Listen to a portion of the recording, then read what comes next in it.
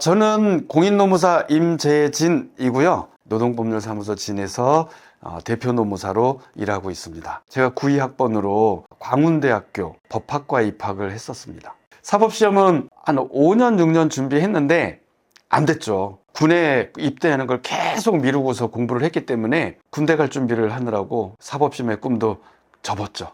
해군 장교들이 해병대로 파견을 갔죠. 그때 이제 제가 해병대에서 소위로 근무할 때 결혼을 했어요. 그리고 이제 제대를 한 거죠. 2년도 근무하고 결혼한 다음에도 중위로 제대를 하고 나서 사법시험에 다시 도전해볼까 이런 꿈도 있었는데 이제 가장이 됐잖아요. 아이도 태어나고 가장으로서 이제 계속 공부만 할 수는 없어서 사법시험 예전에 공부할 때 영어 공부를 계속 했었기 때문에 그거라도 살려서 영어 학원 강사가 일단 돼보자 라고 해서 동네 영어 학원에 강사로 들어갔죠. 사법시험 공부할 때 1차 선택 과목으로 노동법을 선택을 했었는데 노동법이 저한테 맞더라고요. 너무 재밌더라고요. 그러면 내가 노동법을 좋아하는데 어떤 자격증이 또 있을까? 그때 공인노무사라는 직업을 알게는 됐었어요. 영어 강사로서의 직업을 가지고 있지만 내가 그래도 법학과를 나와서 법학을 전공했으니까 법률가의 꿈은 버릴 수가 없으니 그러면 노무사 시험을 한번 봐봐야 되겠다. 그래서 제가 사실은 본격적으로 공부를 한 게 학원 강사 생활을 시작하면서 노무사 공부도 2003년도에 본격적으로 시작한 거나 마찬가지입니다. 제 생각으로 1차 합격만 한 15번 한 것 같아요. 그 노무사라는 그 시험을 계속 들고 간 건 미련을 버리지 못한 거죠. 제가 그래도 법학을 전공했는데 직장 생활을 하면서 노무사의 꿈은 내가 한번 다시 가져봐야 되겠다. 노동법이 너무 좋으니까 또 노무사라는 직업에 대한 미련도 있고 그래서 계속 그 미련을 갖고 간 거죠. 공부는 제대로 안 하면서. 제가 학원 강사할 때 나름 잘 나갔을 때도 많았어요. 특목고반에 외고 팀장도 됐고 월급도 올랐죠. 그리고 영어 공부방을 할 때는 저 혼자서 중고등학생들 가르치면서 대기자가 6, 7명이 대기하고 있을 정도로 그러니까 수입도 괜찮았어요. 세금도 많이 냈죠. 이렇게 하다가 그냥 나 학생 어느 정도 안정적으로 이거 유지되면 내가 화정역 주변에다가 학원을 차릴까? 내가 학원 원장으로 내가 성공을 해야 되겠다. 이런 마음도 가졌죠. 어떤 계기가 있었어요. 제가 그 당시에 이제 학원 원장님들하고 축구하는 모임이 있었는데 누군가가 저에게 이제 단둘이 있을 때 지금 노무사 준비한다고 들었는데 이러이러한 것 좀 어떻게 좀 알고 있어요? 딱 그런 거예요. 근데 제가 대답을 못 하겠는 거예요. 그 질문에. 내가 공부하는 입장에서 뭘 내까지 있게 뭘 설명을 하지? 그 분하고 대화를 나누면서 제 자신이 그때 너무 제 자신에 대한 자괴감이 생긴 거예요. 그때 하늘을 봤는데 하늘은 너무 구름 한 점 없이 파란데 제 마음이 갑자기 뭔가가 덮이는 것처럼 완전히 어두워지면서 그때 제 스스로 내가 진짜 창피하다. 진짜 여기서 공부를 때려치든가 아니면 진짜 마음 먹고 공부를 해야 되겠다. 내가 영어 공부방을 지금 접을 수는 없으니 그러면 내가 어떻게든 간에 학생들 가르치는 시간 빼고는 공부를 해야 되겠다. 그 마음을 갖게 됐었죠. 그 자괴감을 느끼고 나서는 모든 걸 줄였어요. 낚시 가는 것도 2주일에 한 번. 건강을 위해서 운동을 해야 된다. 그 대신에 1시간으로 줄이고 이런 식으로 어쨌든 간에 많은 걸 줄였죠. 그래서 독서실에 있는 시간을 되도록 많이 늘리고 그렇게 공부를 하는 틀을 갖춰 나갔습니다. 2018년도에 1차를 붙고 2019년에는 2차만 봐도 되니까 나름 정말 열심히 준비를 했다고 했는데 물론 이제 일을 하면서 했지만 그런데 또 불합격 소식을 11월 달 발표 났을 때 보고 나니까 한 달 이상 술로 살았죠. 술로. 네, 그거밖에는 이겨낼 수 있는 방법이 없겠더라고요. 아무것도 못 하겠는 거예요. 독서실에 그래도 가방 싸들고 앉아 있는데 이게 진짜로 이게 공황장애인가? 이게 우울증인가 싶을 정도로 그냥 가슴이 팍 막히는 그 책을 보기만 해도 그 답답함. 네, 그런 상황이었죠. 어두운 독서실에 있는 시간이 길어지면 마음도 우울해지고 마음이 우울해지면 내가 믿었던 체력은 아무 소용이 없더라고요. 그냥 어떤 날은 기운이 하나도 없는 것처럼 정말로 그렇게 되죠. 체력도 힘들고 그리고 마음의 체력도 떨어지고 육체적인 체력도 떨어지고 그런 상황이 계속 반복되죠. 그 2020년 1월 중순쯤 됐을 때 이제 친구들이 저 위로해주고 이제 그 기간이 많이 지나고 이제 운동도 조금 하면서 이렇게 보내고 나니까 1월 중순이 되니까 이제 1차가 얼마 안 남았네? 그래서 수험생 카페 들어가서 시험 일정도 확인해보고 뭐 이렇게 된 거죠. 그러면서 그래 올해 1차 한 번 더 보자. 올해 1차만이라서 한번 봐보자. 이렇게 마음을 먹었죠. 그래서 다시 독서실에 가서 강의도 다시 신청하고 그렇게 시작을 했습니다. 2020년도에 1차는 무난히 합격을 했습니다. 걱정했던 사회보험법도 뭐 꽈락을 면할 정도가 아니고 점수도 잘 나왔고 2020년도 2차는 그래도 1차 합격했다는 걸 확인하고 나름 그래도 몇 달 또 공부를 투자했어요. 물론 이제 학원 이제 공부방 같이 운영하면서 전업수험생만큼은 아니지만 그래서 야 올해는 그래도 동차로 될 수도 있겠네. 제가 그렇다고 완전 생동차는 아니잖아요. 그런 희망도 있었는데 실제로 점수가 생각보다 많이 안 나왔더라고요. 그래서 불합격이죠. 내가 이제 한 번 기회가 남았는데 내가 진짜로 내년 2021년도에는 2차만 보면 되는데 내년에 2021년도에 안 되면 이제 나는 나이가 50이 된다. 근데 야 나이가 50이 돼서도 합격을 못해? 그런 마음, 이제 절박한 마음이 더 생겼죠. 영어 공부방을 운영을 해야 하고 학생들을 가르쳐야 되니까 그래서 인터넷 강의를 이제 들으면서 공부를 계속 거의 매일 똑같은 방법으로 공부를 한 거예요. 저의 공부 방법은 별다를 것도 없고 그냥 똑같은 방법으로 했던 방법으로 공부를 하다가 그런데 이제 결정적으로 아내께서 2021년도 2차 시험 7개월 전인가 저한테 그렇게 얘기를 했어요. 아예 공부방을 폐업을 해라. 빚을 내서라도 어쨌든 간에 생활비는 어떻게 마련해 볼 테니까 그리고 영어 공부방 하면서 조금 모아둔 돈도 있으니까 어쨌든 간에 대출을 받더라도 7개월 정도는 아무것도 하지 말고 공부만 했으면 좋겠다. 근데 제가 또 마음이 그러면 제가 백수 상태에서 공부를 하는 거잖아요.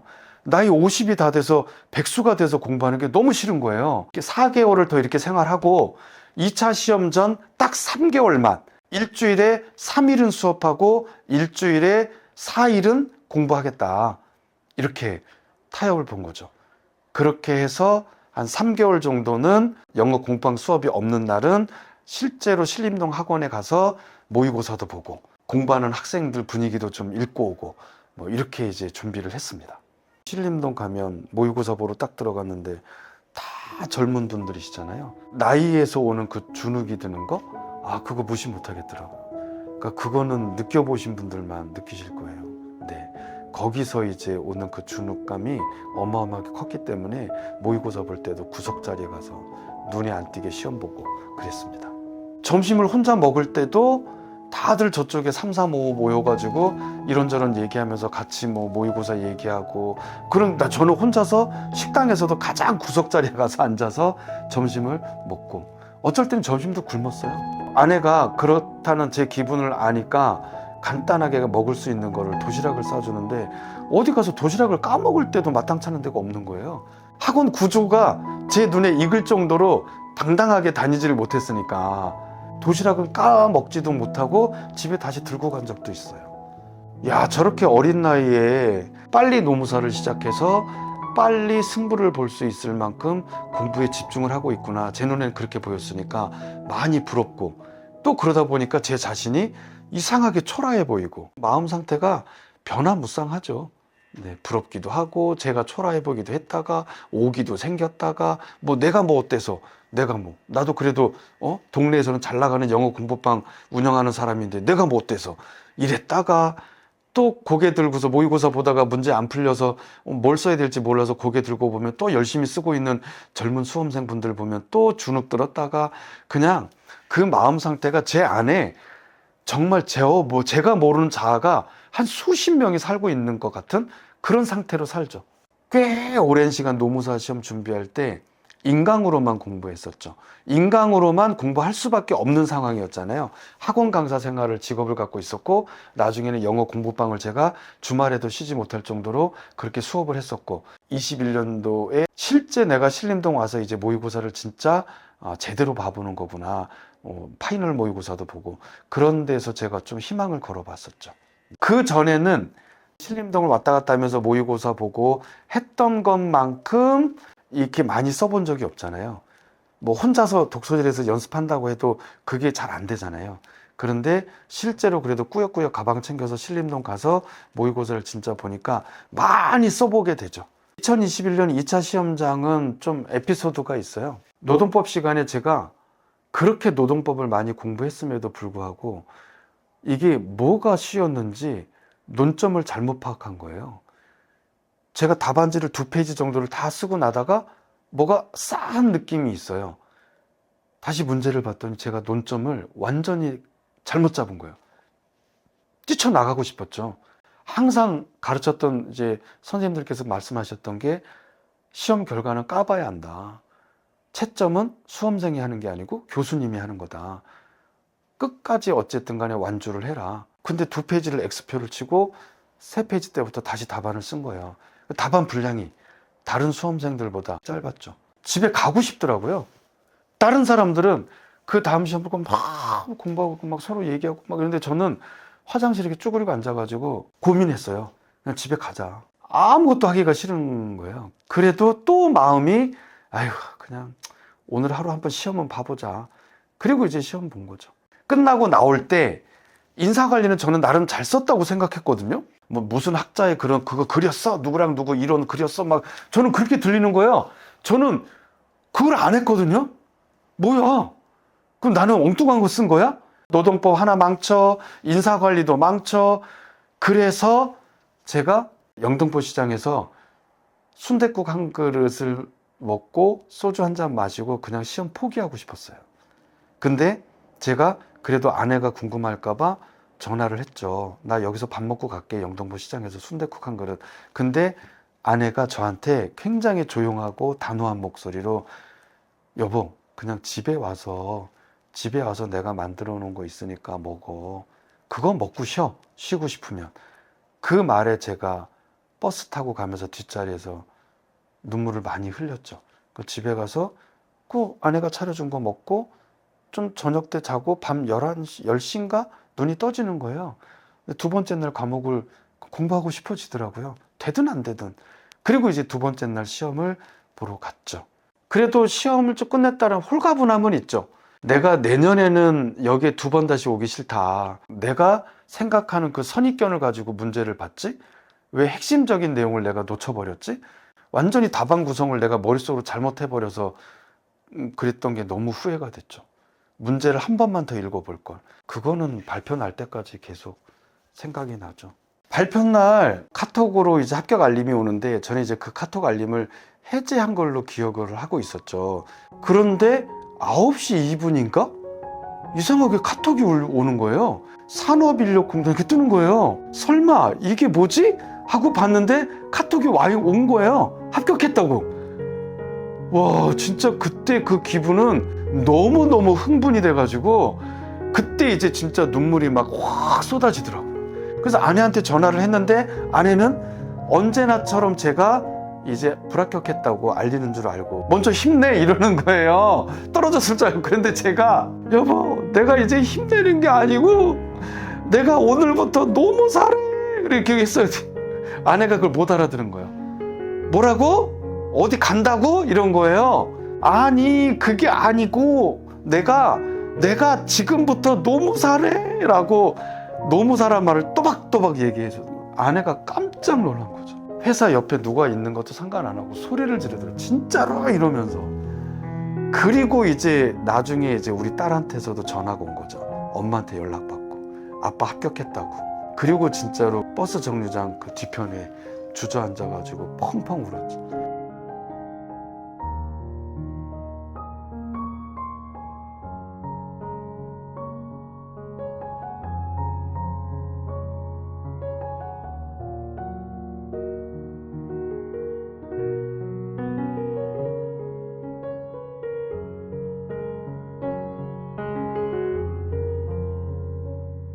마지막 합격하던 해에 그 어떤 때보다도 많은 좌절감을 겪으면서도 어금니 꽉 깨물고 버텨내면서 그래도 어떻게든 책상에 앉아서 공부하려고 했던 거, 이제 그런 노력이 이제 밑거름이 돼서 합격 소식을 듣게 된 거라고 저는 생각합니다. 내가 포기하지 않으면 내가 바라는 날은 반드시 온다. 그런 마음으로 앞으로 남은 인생을 살아갈 수 있는 힘이 생겼죠. 노무사라는 직업의 미련을 가지고 계속 공부를 하는 거를 아내가 만약에 반대했다면 공부를 계속 할 수가 없었죠. 아내에 대한 고마움이 가장 크고, 제가 일과 수험 생활을 병행한 기간이 꽤 길다 보니까 함께 여행을 가고 어떤 함께 뭔가를 하고 이런 시간은 없었지만, 제가 영어 선생님으로서 딸을 가르치면서 같이 우리 딸의 학창시설을 보냈다고 할까요? 우리 딸의 대학 입시 준비를 같이 한 거죠. 그러면서 이제 더 이렇게 끈끈한 사이가 된 것 같습니다. 2022년 7월 달에 이제 수습이 끝나고 나서 2022년 12월 달에 바로 이 자리에서 개업을 했습니다. 두렵기도 하고, 그리고 내가 그래도 이제 정년이 없는 전문 자격사가 됐구나. 나이가 60이 넘고 70이 돼도 내가 내 이름으로 된 사무실을 가지고 내가 하루를 보낼 수 있는 사무실은 생겼구나 라는 어떤 그런 기쁨이 있죠. 우연찮게 어떤 친구가 그 얘기 하더라고요. 이제 우리는 이제 정년을 준비할 나이가, 우리는 5년 있으면 이제 나가라고 할 것 같아. 나가서 퇴직금 가지고 뭐 해야 될지도 모르겠고, 근데 재진이 너는 그래도 노무사라는 전문 자격사가 돼서 네 사무실도 있으니까 정년 걱정은 없다는 거, 누군가에 의해서 쫓겨날 걱정은 없다는 거, 네 스스로 문을 닫지 않는 한 누가 너를 쫓아내겠냐, 그게 너무 부럽다. 이런 말 들으면 뿌듯하죠. 앞으로의 50년은 내가 정말 멋지게 살고 싶다. 돈도 정말 올바른 방법으로 벌 수 있을 만큼 많이 벌고, 그래서 가족들에게 그동안 못 해줬던 것도 좀 해주고 싶고. 나이 들어서 개업하시면 큰 장점을 말씀드리면, 노무사 경력이 얼마나 됐든 간에 저 정도 나이면은 산전수전 다 겪은 분이구나, 사회 경험도 많고, 내가 우리 회사에 대해서 어떤 일을 얘기를 하더라도 다 이해하겠다, 이런 어떤 믿음은 갖게 되죠. 그게 큰 장점인 것 같아요. 아직은 약간은 불안하고 약간은 희망이 있고, 때로는 희망을 더 크게 갖기도 하고, 근데 나중에는 여유롭게 살고 싶죠. 여유롭게, 시간적으로도, 마음적으로도 여유롭게 살고 싶습니다. 근데 저처럼 꽤 오랫동안 그 꿈을 버리지 못하는 분들 분명히 있을 텐데, 오늘 하루만 버티면 내일 하루 버틸 수 있다. 그리고 내가 앞으로 한 달을 어떻게 버티지? 이런 마음 절대 갖지 마시고, 지금 한 시간, 오늘 하루만 버텨보자. 결국에는 합격하시는 날에 와 있을 것이다. 그리고 내가 포기하지 않으면 내가 바라는 날은 반드시 온다. 제가 그랬듯이